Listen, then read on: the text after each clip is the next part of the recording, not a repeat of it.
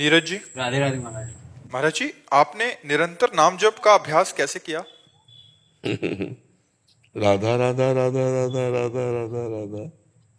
नहीं, देखो तुम भी करो, राधा राधा। अंदर करो। राधे राधे। अंदर ही अंदर चलाते रहो, नशा चढ़ जाएगा, एक आनंद आ जाएगा।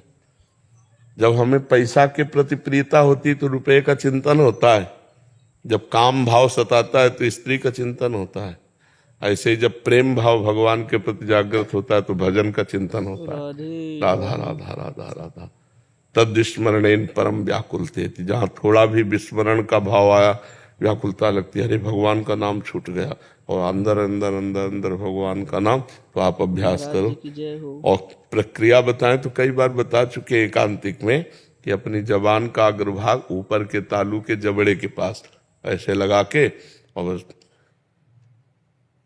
ये मुद्रा होती जिसे हमारे नाम जब चल रहा है, निरंतर नाम जब चल रहा है। आंख खोलो तो नाम, आंख बंद करो तो नाम। लग जाओ, अभी नए बच्चे हो, धीरे धीरे समझ में आ जाएगा। ठीक है महाराज जी, जैसे आप सबको बोलते हैं, मुझे ये बोल दीजिए कि हम आप मतलब आप हमारे दोस्त हो, हमारे साथ हो आप। क्या क्या बोलना है, बोलो, हम बोलते हैं। इससे उत्साह मिलेगा मुझे कि आप हमारे दोस्त हो, आप हमारे दोस्त हो, हम आपके साथ हैं, हम आपके साथ आप हैं। आगे बढ़ो। आप आगे बढ़ो। ठीक है। सरोज जी, गुजरात से।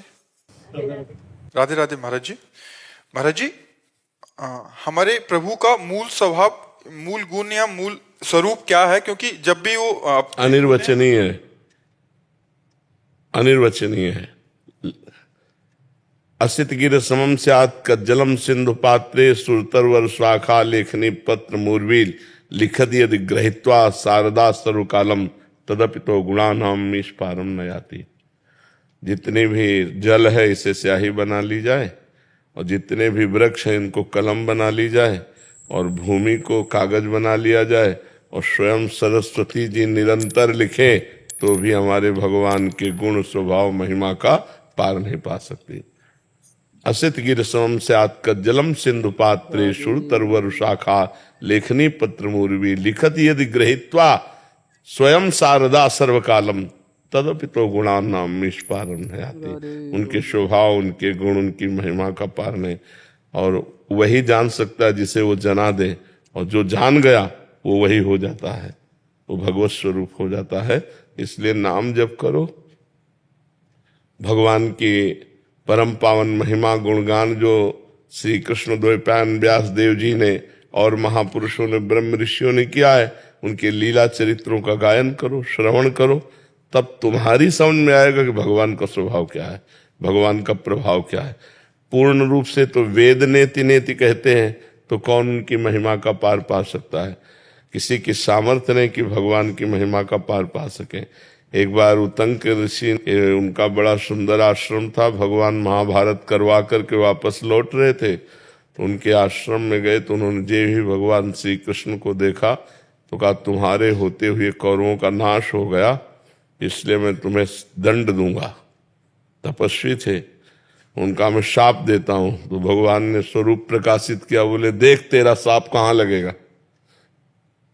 हो त्राहिमाम त्राहिमाम त्राहिमाम। तो भगवान के स्वरूप का अगर अनुभव हो जाए किसी को, तो उतना ही अनुभव होता है जितनी बुद्धि है। वो अपार अनंत सामर्थ्यशाली है। अर्जुन जी भगवान श्री कृष्ण के साथ थे, सखा थे, समझते थे श्री कृष्ण को जानते हैं, लेकिन जब विराट रूप दिखाया तो क्या जान पाए।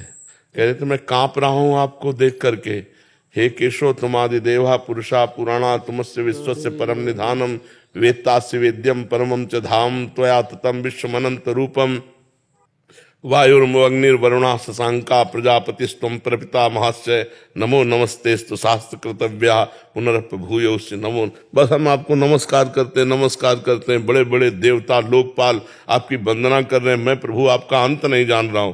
अब आ गए, अर्जुन जी के साथ हंसते खेलते थे तो समझते थे मैं श्री कृष्ण का सखा हूं, श्री कृष्ण को जानता हूं, लेकिन नहीं। कहते हे केशव मैं कांप रहा हूं, मेरी सामर्थ्य नहीं कि मैं आपको, आप कौन है? तो कहा बढ़ा हुआ काल। कौन महिमा पार पा सकता है? न कोई उनके गुणों की महिमा का पार पा सकता है, न उनकी महिमा का पार पा सकता है। जो जाना अपनी बुद्धि के विषय के अनुसार जाना।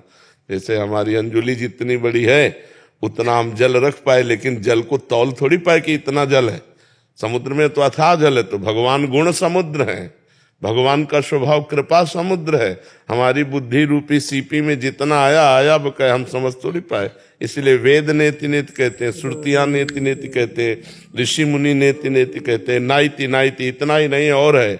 तो आज तक कोई पार नहीं पा पाया। उनका नाम भगवान, उनका नाम परमात्मा है। वो परमेश्वर है जिसका कोई पार नहीं पा सकता।